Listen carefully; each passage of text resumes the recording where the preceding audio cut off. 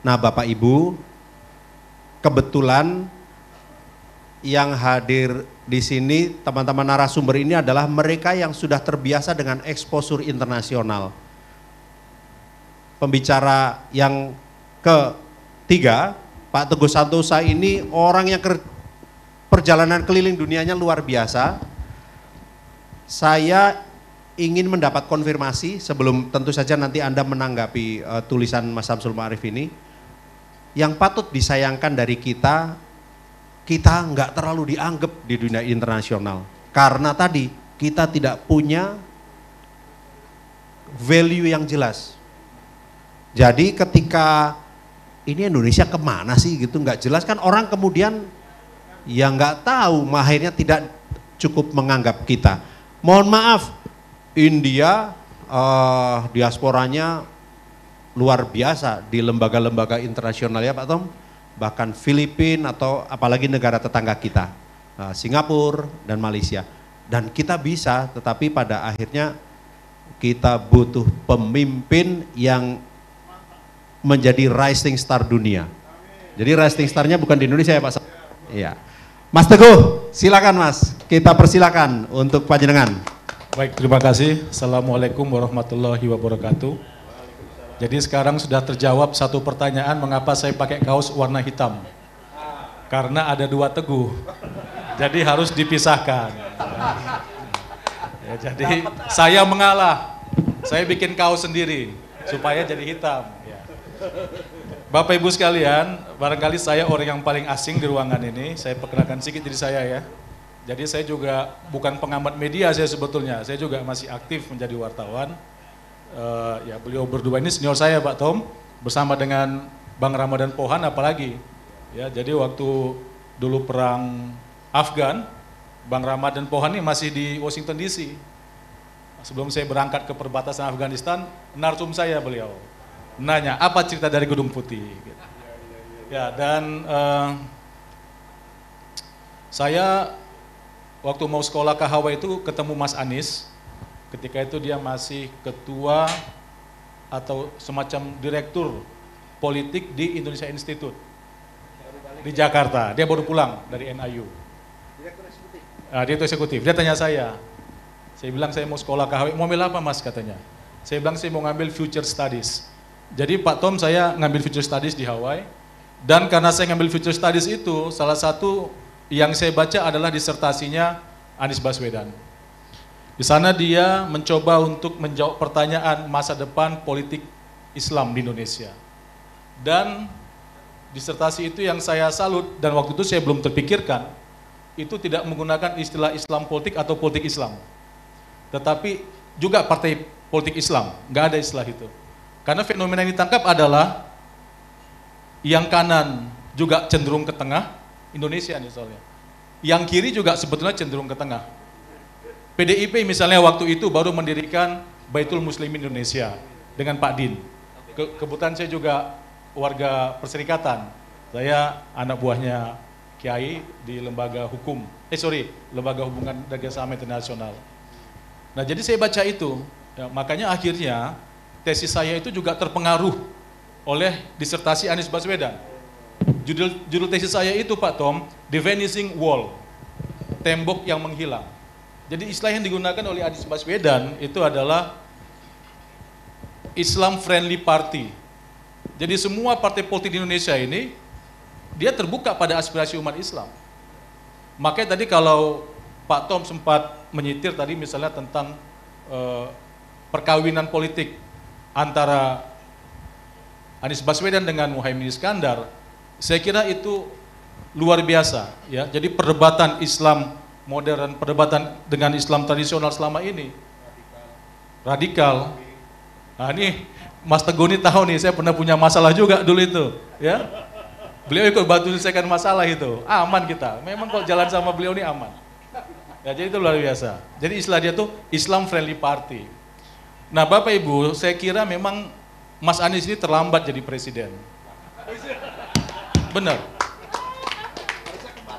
2019 Januari saya datang ke kantor gubernur. Saya kasih buku saya, judulnya Di Tepi Amudarya. Itu kumpulan reportase saya dari perbatasan Afghanistan, Uzbekistan. Saya bilang waktu itu, Mas saya datang ke sini bukan untuk urusan 2019, karena sudah mau pilpres kan, saya datang Januari. Saya bilang saya datang ke sini untuk 2024, supaya nanti 2024 yang tarung bukan kampret sama cebong lagi, tapi segala macam hewan yang luar biasa di hutan belantara itu ikut tarung. Jadi enak, kalau mau membela, yang dibela juga enak. Jangan bela kampret atau bela cebong, kan nggak menarik. Nah itu pesan saya waktu itu dengan apa ke Mas Anies ya begitu. Kenapa saya bilang terlambat? Tadi Pak Tom, itu benar banget. Karena Mas Anies ini masuk dalam 100 daftar intelektual publik bersama Samuel Huntington dan juga Francis Fukuyama, maka ada satu tesis menarik dari Francis Fukuyama setelah Perang Dingin berakhir. Francis Fukuyama mengatakan the end of history, ya, sejarah berakhir, dan kekalahan atau kehancuran Uni Soviet Blok Timur itu adalah bukti dari keunggulan demokrasi liberal yang dipromosikan oleh Amerika Serikat. Maka setelah itu kita lihat bagaimana demokrasi yang dipraktikkan di Amerika Serikat itu coba untuk diimplan di banyak negara-negara, terutama negara-negara yang dulu menjadi satelit dari Blok Timur. Nah, pandangan Francis Fukuyama ini dikritik oleh gurunya, Samuel Huntington. Samuel Huntington bilang, bukan. Berakhirnya Perang Dingin ini akan membuat semua negara yang memiliki nilai-nilai budaya yang jauh lebih tua dari Perang Dingin akan kembali kepada nilai-nilai itu. Jadi orang akan mengaitkan dirinya dengan cerita sebelum Perang Dingin terjadi. Bahkan sebelum Perang Dunia Pertama terjadi. Kita lihat Asia Tengah yang dikuasai oleh Soviet Union atau Uni Soviet, akhirnya mereka memilih budaya mereka. Uzbekistan misalnya, patung Lenin, patung Karl Marx hilang. Ya, diganti dengan Amir Timur. Jadi pahlawan-pahlawan yang dulu mereka bawa. Nah, makanya kemudian Samuel Huntington mengatakan clash of civilization. Nah, cuma memang di Indonesia ini Pak Tom, banyak buku yang kelihatan tidak dibaca tuntas. Sama seperti bukunya Benedict Anderson, Imagine Community. Ya, jadi orang langsung menyimpulkan, negara ini imajinatif. Bukan, dia tidak bilang bahwa negara imajinatif, maka kemudian Indonesia ini nggak ada. Nah, karena buku itu populer setelah Reformasi 98. Sehingga kita-kita yang dulu merasa rejim otoritarian itu adalah lawan kita, kemudian menganggap bahwa apapun yang pernah dipergunakan oleh Orde Baru, termasuk Pancasila, sebagai sesuatu bagian untuk membentuk imajinasi tentang Indonesia dan karenanya dilawan. Jadi cara kita memandang Pancasila seperti cara Orde Baru menggunakan Pancasila, yaitu sebagai alat untuk opresif. Padahal tidak seperti itu. Ya. Nah, jadi ada satu masa ketika bipolarisme ini berakhir, ya, muncullah unipolarisme. Tapi unipolarisme ini tidak panjang usianya, hanya sampai 1991 sampai 2000 awal. Ya, baru kemudian muncul polar-polar baru. Ya, kita masuk ke multipolarisme yang baru. Maka lahirlah kutub-kutub pertumbuhan ekonomi baru. Ada BRICS lahir, tapi bukan organisasi, ini taktis saja saya kira. Ada MIKTA, nah kita di MIKTA Pak Tom ya. Kita di Meksiko, Indonesia, Turki, Korea Selatan, dan Australia. Kita tidak di BRICS. Kita ngotot supaya BRICS itu I-nya ditambah satu lagi, Indonesia. Enggak bisa. Nah, kita bisa masuk G20 kan juga Pak Tom tahu, bukan karena kita ini bangsa produktif, tapi karena kita ini bangsa konsumtif, sehingga GDP kita dengan sendirinya berada di bawah GDP Korea Selatan. Ya, jadi kita jumlah manusia ini saja. Singapura nggak pernah dia masuk G20, Malaysia nggak masuk G20, Brunei Darussalam tidak masuk G20. Siapa yang mau bilang bahwa, ya mohon maaf nih ya, bukan mengecilkan bangsa sendiri, tapi ini realita. Nah, itu tadi saya katakan, ada ruang kosong di panggung internasional ini, Indonesia jadi nggak ada Pak Tom. Makanya ada joke ini Mas Teguh, kalau China is focusing in hardware, and India is focusing in software, Indonesia is running to nowhere. Mohon maaf nih, lah kita tidak punya teknologi Bapak Ibu sekalian, kita tidak punya produk, kita bicara hilirisasi, tapi yang dijual nikel, yang memanfaatkan adalah industri otomotif negara lain, nggak ada. Makanya saya pernah waktu ada peluncuran relawan Brownies, saya ngomong tuh, itu pula yang dipotong sama orang. Saya bilang kalau sekarang nih ya, Presiden Indonesia itu berfoto dengan pimpinan negara-negara lain. Dia kalau ke sebelah kanan dia ditepuk tanganin, disambut senyum gitu. Ke sebelah kiri juga begitu, semua senyum, semua tertawa, bahagia. Karena memang nggak mengancam. Siapa yang kita ancam? Saya khawatir Pak Tom, tapi ini Pak Tom lah yang bisa jawab. Karena saya dengar Pak Tom ini dari Pak Rijal Ramli banyaknya. Almarhum ya, karena beliau itu guru saya, setelah Ibu Rahmawati beliau itu guru saya. Saya ini pernah juga jadi wakil rektor di UBK. Jadi terima kasih Pak Tom tadi mengutip ya omongan Bung Karno mengenai nasionalisme dan internasionalisme. Jadi nanti bisa jawab lah Pak Tom, kita ini diperhitungkan nggak sebetulnya? Ya menurut saya ya diplomat kita banyak yang bagus, terutama karena mereka dari kampus saya Unpad, bagus mereka. Kan dirjennya banyak Unpad, kalau menterinya UGM nggak apa-apa lah. Toh nanti presidennya UGM kan nggak masalah. Ya, jadi memang banyak kosongnya, makanya saya bayangkan tadi itu terlambat jadi presiden. Kalau misalnya 2019 atau bahkan 2014, itu yang namanya Ukraina disikat sama teman kita Rusia nggak kejadian. Karena ada aktor, karena ada raksasa lain yang dibutuhkan oleh dunia ini untuk bisa menjalin komunikasi. Kan ini yang hilang sekarang. Ini yang hilang sekarang. Coba bayangkan bagaimana Iran sama Arab Saudi yang menyatukan adalah Cina. Ini kan pukulan buat kita. Nah teman-teman bilang, tapi kita kan ketua G20. Lah kalau itu Pak Tom mungkin tutup mata juga tidur saja jadi ketua G20, giliran. Ketua ASEAN, ya kita tidur aja giliran ketua ASEAN. Ya itu hal bagus, karena harus ada yang memimpin organisasi-organisasi itu. Tetapi itu bukan sesuatu yang diperebutkan. Tapi akan hebat kalau misalnya dialog antara Taliban dengan Amerika Serikat menjelang penarikan mundur pasukan Amerika Serikat tahun 2020 itu dilakukan di Jakarta. Itu baru hebat. Atau pembicaraan antara Kim Jong-un dengan Donald Trump tidak dilakukan di Singapura atau di Vietnam, tetapi dilakukan di Indonesia. Karena Kim Il Sung, kakeknya dan ayahnya Kim Jong Il pernah ke sini. Itu baru hebat. Saya kasih contoh ya. Asian Games tahun 2018. Saya kebetulan di UIN Ciputat ngajar mata kuliah Asia Timur. Jadi saya memang ke Korea Utara dan ke Korea Selatan itu seperti ke Blok M. Sering saya, ini karena pandemi. Tapi insya Allah April ini saya ke Pyongyang lagi. Kalau ada yang mau ikut silahkan. Ya. Dan saya ketua Perhimpunan Persahabatan Indonesia Korea Utara Pak Tom. Jadi dia ingin mengatakan sahabatnya Kim Jong. Ya, enggak coba. Contoh. Tapi dari jauh ku tengok ada nyerempet-nyerempetnya juga nih kau. Terpaksa, karena burung terbang bersama vlognya. Ya. Jadi, tapi apa namanya? Harus Asian Games 2018, ya. Korea Utara dan Korea Selatan itu bikin United Korean Team untuk 3 cabang olahraga. 2 cabang olahraga air dipertandingkan di Sumatera Selatan, di Palembang. 1 olahraga basket perempuan dipertandingkan di Indonesia, di Jakarta, di Senayan.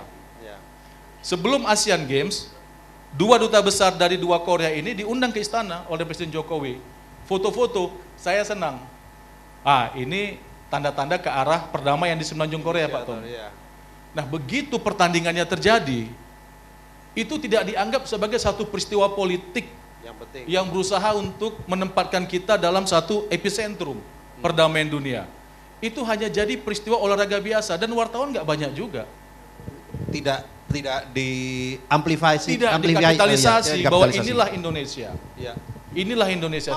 Mampu mempersatukan ya. Padahal saya ikut rombongan rombongan warga Korea Utara dari kedutaan mereka naik bis. Sampai Senayan ketemu dengan warga Korea Selatan, entah dari mana saya nggak tahu, tapi kumpulnya di situ, mereka pakai kaos yang sama. Kaos putih pakai bendera Korea Bersatu yang warna Tosca itu. Ngomong bahasa Korea dong. Mereka Korea Utara Selatan sama Oh, bahasanya sama kan? bahasanya, Oh, iya. sama. Ya. Ya sama lah kayak kita dengan Malaysia begitu. Ya. Ya. Jadi itu tidak dikapitalisasi. Di tribun kehormatan tidak ada pejabat kita yang duduk untuk nonton bersama mereka. Saya nonton pertandingan semifinal dan final. Semifinal itu mereka melawan Taipei, Taiwan, dan final melawan Cina. Nggak ada, itu loss saja. Nah jadi mau saya, di dalam negeri saja itu tidak dianggap penting. Ya apalagi di luar negeri. Karena buat beliau yang penting seremoninya. Wah, penutupannya hebat, pembukaannya bisa naik motor begitu. Iya. Nah itu mesti direspon kan, senior udah ngomong. Nah ini misalnya nih Mas, G20 itu kan cuma 2 hari. Hari datang Pak Tom, hari pulang. Iya. Kan cuma itu. Tapi di kita kan seminggu ada kegiatan sampingan. Nanti seminggu terakhir ada lagi. Sebulan sebelum yang 7 hari itu, Ada. itu kegiatan juga, kementerian, survei lah, apalah. Nanti pulang pembubaran panitia. Setiap kementerian ada. Iya. Tiba-tiba semua bahasa penting dengan perhelatan itu. Tapi sekarang coba tanya, apa? Enggak ada juga manfaatnya. Jadi ya kira-kira begitu, Mas Samsul, saya baca, bagi ini Laut Cina Selatan ya, saya tertarik sekali Laut Cina Selatan. Contoh nih ya, tahun 2017, bulan Juli, Kementerian Maritim, 2017 berarti sudah tukar nama, ya 2017 kan sudah Bang Luhut jadi menteri ya, jadi Maritim dan Investasi. Oh belum, masih Maritim dan Sumber Daya, ya karena dia akan melanjutkan dari Pak Rijal Ramli. Nah Juli 2017, Kementerian itu mengumumkan peta baru Indonesia. Dalam peta baru itu ada 10 hal baru. Di antara 10 itu tentang Laut Natuna Utara. Jadi setelah kita menyelesaikan sengketa laut kita dengan Malaysia, Filipina, Vietnam, ya, maka garis yang tadinya putus-putus itu dibikin jadi garis lurus warna biru. Nanti lihat peta barunya, warna biru. Dan karena itu laut sudah jadi punya kita teritorinya, maka kementerian kasih nama Natuna Utara, Laut Natuna Utara. Nah yang masih ada putus-putusnya garis warna pink, karena itu garis zona ekonomi eksklusif. Kita masih berdiskusi dengan Vietnam, dengan Malaysia tentang garis zona ekonomi eksklusif. Ya, makanya kita kan bukan claimant, kita bukan claimant di LCS. Nine Days Land kita nggak ada urusan sebetulnya, karena laut teritori kita tidak diambil oleh Cina, tetapi zona ekonomi eksklusif kita itu yang diambil. Bulan Juli diumumkan peta baru itu, Pak Tom masih ingat, karena peta baru itu sebetulnya disusun di zaman Rijal Ramli, waktu dia Menko Maritim dan Sumber Daya. Tapi karena tahun 2016 dia dicukupkan tugasnya seperti Mas Anies, kemudian itu dilanjutkan oleh kawan-kawan di kementerian. Diumumkan Juli 2017. Agustus 2018, Kemlu Cina protes, tidak membolehkan ada penggunaan nama lain selain Laut Cina Selatan. Tidak lama kemudian, Menko Maritim ketika itu bilang, itu peta belum selesai, belum sah, karena saya belum tanda tangan. Itu menterinya siapa waktu itu Menko? Tadi udah disebut namanya. Lord. Lord. Ya coba, jadi kita tahu, coba bayangkan ya, jadi Man of contradiction. Cina, Republik Rakyat Cina, itu mengakuisisi laut Filipina tahun 2013. Dia klaim, dia ambil kan Nine Days Land. Oleh Filipina, itu diprotes ke tribunal. 3 tahun proses, 2016, tribunal mengeluarkan keputusan bahwa apa yang dilakukan oleh Cina itu salah dan ini laut Filipina. Apa kata Cina? Lah kami nggak pernah nganggap ada kasus, kami nggak pernah kirim orang menghadiri tribunal itu. Ya jadi sampai sekarang dia dengan Filipina nggak bagus, apalagi dengan bongbong sekarang ini. Nah tapi apa yang kita lakukan? Pernah ada pikiran untuk mengundang mereka mengelola pulau-pulau kita di perairan yang kita belum bisa kelola. Yes. Jadi bayangkan, ada maling masuk ke perumahan kita, maling tetangga kita nih, sudah diambil lahannya sama dia. Nah terus kita undang mereka masuk, kita sediakan satu pojok di halaman kita, udah lu tinggal di sini aja. Tersakiti ASEAN. Ya memang faktanya sekarang ASEAN juga udah tidak efektif. Beberapa negara ASEAN pro pada Cina. Beberapa yang lain tidak pro pada Cina. Ada yang nggak jelas macam kita. Nah, jadi saya kira kan ada diskusinya nih acara ya. Iya. Nah, Mas Teguh terima kasih. Tapi sebelum Anda mengakhiri saya mau tanya, dengan berbagai tantangan yang ada itu, calon presiden mana yang paling cocok untuk memimpin Indonesia ke depan? Karena begini, ini menjadi penting pertanyaan ini yang harus dijawab oleh para narasumber, walaupun ini semua dua narasumbernya adalah bagian dari kita. Isu soal tantangan global itu selalu muncul, baik dari mulut incumbent, dari mulut yang mau meneruskan incumbent, selalu dijadikan ancaman seolah-olah ini momok, sehingga ini harus dilanjutkan begitu. Padahal bagaimana mau melanjutkan, menghadapi aja nggak mampu kan? Nah, silakan Mas Teguh untuk menjawab. Tadi kan saya sudah bilang ya, Mas Anies ini terlambat jadi presiden. Tidak ada kata terlambat toh? Nah, jadi kalau kita bicara soal kualifikasi itu, yang dibutuhkan masyarakat dunia ini sekarang pemain tengah. Nah, orang hanya bisa jadi pemain tengah kalau dia memang tadi punya nilai, sehingga dia tidak bisa ditarik ke atas, tidak bisa ditarik ke bawah. Ya doktrinnya tetap sama, rowing between two reefs, atau barangkali sekarang rowing between many reefs, ya karena banyak karang. Saya sih nggak menyalahkan kalau misalnya ada istilah thousand friends zero enemy, karena sekarang cara melihatnya kan juga berbeda. Thousand friends zero enemy itu dari sini, dari lautan juga itu. Navigating the turbulence ocean. Jadi membayangkan bahwa dunia ini seperti samudra yang sedang bergelora, ombak di mana-mana, dan kapal kita terjebak di tengahnya. Dalam situasi seperti itu, kita berpegangan tangan di tiang kapal. Pas kita buka mata, di depan kita musuh kita. Jangan dipukul. Karena begitu kita mau pukul dia, ombak itu lebih kuat untuk menghantam kita. Nah, jadi orang seperti apa yang dibutuhkan dunia ini untuk bisa bermain dalam situasi tadi itu? Bukan orang yang kaleng-kaleng, ya, tapi orang yang punya karakter, orang yang punya rekam jejak, orang yang punya rekam karya, orang yang mendapat pengakuan. Karena itulah yang dibutuhkan. Memang dunia ini sudah tidak mengenal Indonesia lagi. Saya mau ngomong begini, tapi nanti takut dianggap berlebihan. Saya Pak Tom ke Venezuela diundang Pak Tom, bukan karena saya hebat, karena orang di sana pingin dengar suara Indonesia yang bukan diplomat ya. Pingin dengar civil society Indonesia bicara tentang revolusi, bicara tentang sosialisme.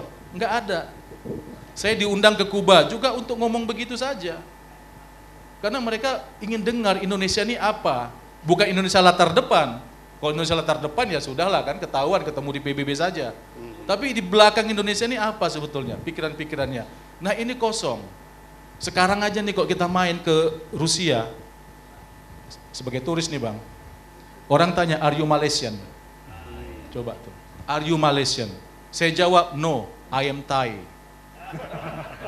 Kok saya bilang saya orang Indonesia kan saya malu. Nggak dianggap ya? Dianggap.